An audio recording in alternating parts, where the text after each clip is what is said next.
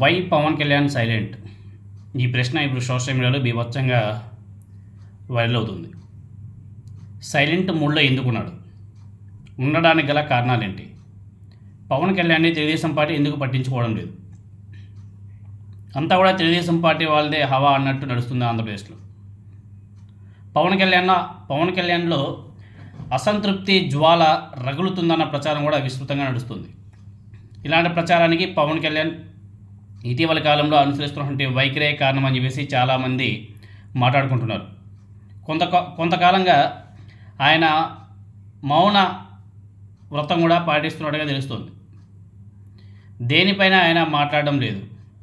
కనీసం తాను భాగస్వామిగా ఉన్నటువంటి కూటమి ప్రభుత్వం ఏడాది పాలన పూర్తి చేసుకోవడం మీద కూడా ఆయన స్పందించలేదు. ఆ కార్యక్రమాలు ఎక్కడా కానీ ఆయన పాల్గొనలేదు. తాజాగా మీరందరూ కూడా చూసుంటారు, విశాఖపట్నంలో అంతర్జాతీయ యోగా డేని పురస్కరించుకొని ప్రధాని మోదీ పర్యటనను ప్రభుత్వం ప్రతిష్టాత్మకంగా తీసుకుంది. దాని మీద కూడా పవన్ కళ్యాణ్ తనకు ఎలాంటి సంబంధం లేదన్నట్టుగా ముట్టనట్టుగా సైలెంట్గా ఉంటున్నాడు. అసలు ఏం జరుగుతుంది? మౌనంతో నిరసన సంకేతాలు పంపాలని చెప్పేసి అనుకుంటున్నాడా? అలాగని చెప్పేసి కూటమి నుంచి పవన్ కళ్యాణ్ ఇప్పటికిప్పుడు బయటికి వెళ్ళాలనేసి అనుకుంటాడా? వెళ్తారని చెప్పేసి ఎవరు కూడా భావించడం లేదు. అదేవిధంగా వైఎస్ఆర్ కాంగ్రెస్ పార్టీ మాత్రం తెలుగుదేశం పార్టీ, జనసేన పార్టీ నాయకుల్ని కలిపే విమర్శిస్తుంది. ఎట్టి పరిస్థితుల్లోనూ తెలుగుదేశం పార్టీని పవన్ కళ్యాణ్ వీడరని చెప్పేసి వైఎస్ఆర్ కాంగ్రెస్ పార్టీ నాయకులు కూడా మెంటల్గా ఫిక్స్ అయిపోయారు.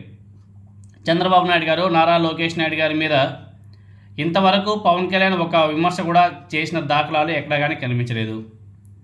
వాళ్ళిద్దరు కూడా పవన్ కళ్యాణ్ విషయంలో అంతే అభిమానంతో ఉన్నట్టు వ్యవహరిస్తున్నారు. కానీ పవన్ కళ్యాణ్ మౌనమే కూటమిలో సంథింగ్ అనే అనుమానాలకు కూడా కలిగిస్తుంది. పవన్ కళ్యాణ్ తీరు అయితే అతివృష్టి లేకపోతే అనావృష్టి అనేలా ఉంది. ఒక్కోసారి ఆయన తీరు పరిధులు దాటి వెళ్ళిపోతుంది. మరికొన్ని సందర్భాల్లో పూర్తిగా మౌనం పాటిస్తూ ఉంటాడు. సినిమా షూటింగ్లలో పవన్ కళ్యాణ్ బిజీగా ఉన్నారన్న మాట కూడా గట్టిగా వినబడుతుంది.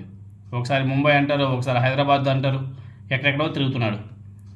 ఇంకా పవన్ కళ్యాణ్ గారి సోదరుడు మన ఎమ్మెల్సీ నాగబాబు గారు, జనసేన పార్టీ ఎమ్మెల్యేలు కూడా ముంటున్నట్టుగా ఎందుకు ఉంటున్నారనే ప్రశ్న కూడా తలెత్తుతుంది.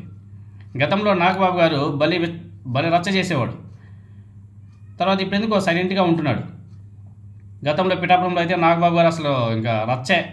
ఈ మధ్యకాలంలో పవన్ కళ్యాణ్ నాగబాబు గారి పిఠాపురం వైపు కూడా వెళ్ళడంలే.